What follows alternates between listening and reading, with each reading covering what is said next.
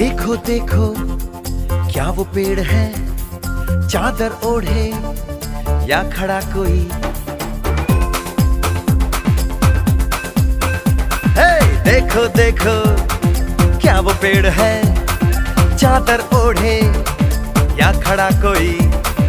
बारिश है या आसमान ने छोड़ दिए हैं नल खुले कहीं।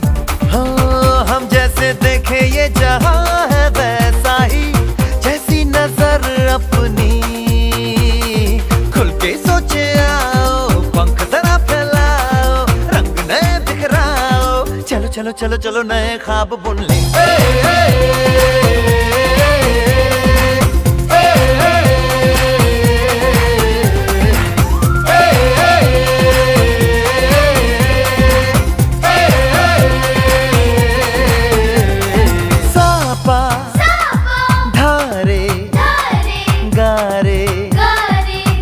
पासा बम बम बम बम बम बम बोले बम चिक बोले। पिता का नाम मोतीलाल नेहरू था। पंडित जवाहरलाल नेहरू ने अपने प्रधानमंत्री के 17 साल के कार्यकाल में अपना काम एकदम ईमानदारी से निभाया एवं स्वतंत्रता आंदोलन में भाग लिया।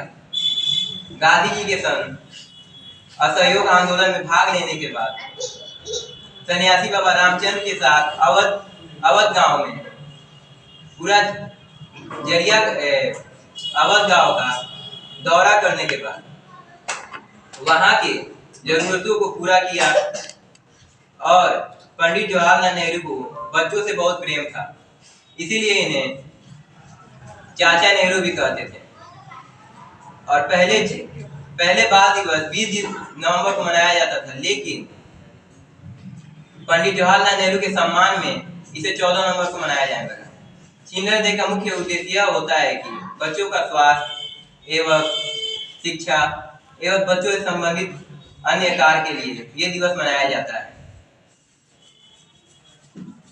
Teachers and all my senior and my dear friends, today we all know that we all are gathered here to celebrate Children's Day. Today on this occasion, I am delivered a short speech. Children's Day is observed on 14 November every year in India since 1954. The day has been chosen in the loving memory of the first Prime Minister Pandit Jawaharlal Nehru birthday, who was also very fond of children. In ancient time, it was observed that children's right and freedom and justice. Given the importance role of children in shaping a nation's future, an action was decided to be taken against the injustice on children. After the plenty of observation, the fellow demanded the collection of funds to save the children in India. He took inspiration from the Flag Day observed in England on the birth of Queen Elizabeth.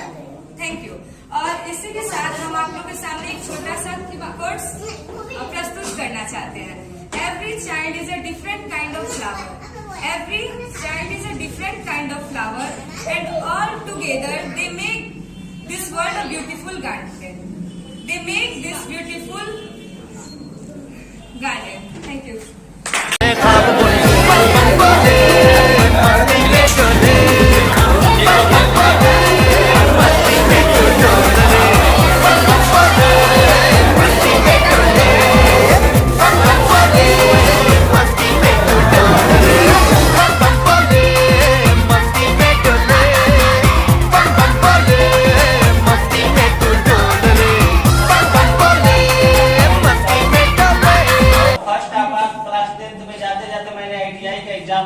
पास किया। सारे relation के लोग कहते थे ITI कर लो 10th में, उसके बाद से कुछ कर लोगे, किसी कंपनी में जॉब कर लोगे, ना करो। लेकिन उन्होंने ITI नहीं किया और क्लास 12th में गए तो क्लास 12th में उन्होंने पहले पॉलिटेक्निक का एग्जाम दिया। पॉलिटेक्निक पास कर लिए, फिर घर के लोग कहे, रिलेशन के लोग कहे कि डिप्लोमा कर लो और फिर कुछ कर लोगे, किसी कंपनी में जॉब ज्वाइन कर लो। वह भी छोड़ दिए और 1 साल की तैयारी के बाद ऑल इंडिया जो रुड़की का एग्जाम है 24वीं रैंक है पूरे ऑल इंडिया। और रुड़की से बीटेक करने के बाद फिर उन्होंने जॉब ज्वाइन किया और एक जो क्लोजअप वाली कंपनी जो क्लोजअप बनाती है इसी में उन्होंने जॉब ज्वाइन किया और 82 हजार उनका मंथली पेमेंट था, लगभग 8-9 लाख रुपए का पैकेज था उनका 1 साल का।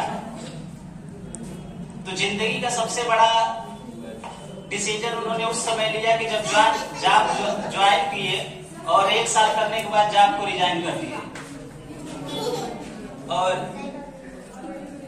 कोचिंग अपनी डाले।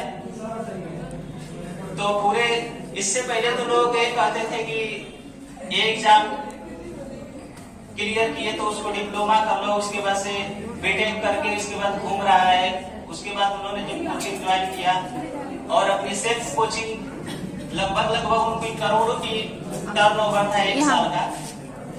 और उन्होंने बताया कि जब हम लोग पैसा कमाते हैं और हर साल में जब विजिट करते हैं विदेश, जब जाते हैं हम लोग और विदेश में जाते हैं और 5 स्टार होटल में जो हम लोग का वेलकम होता है तो लगता है हम लोग स्वर्ग में आ गए।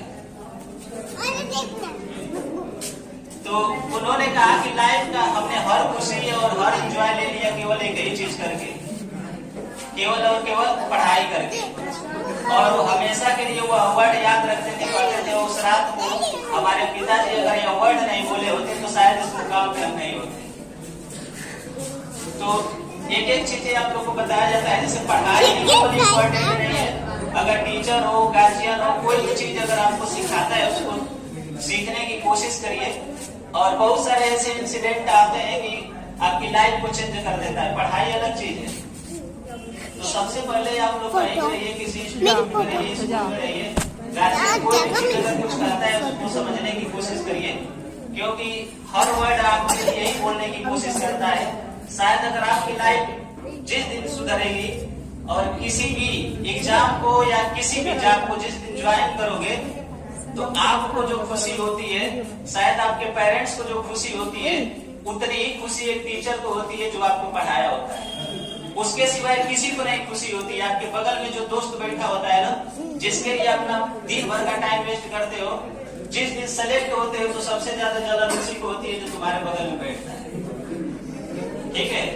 लेकिन उन्हीं दोस्तों के पीछे आप लोग टाइम वेस्ट करते हो। समझाया जाता है आप लोग को बार बार कि दोस्ती लिमिटेड रखिए, ठीक है।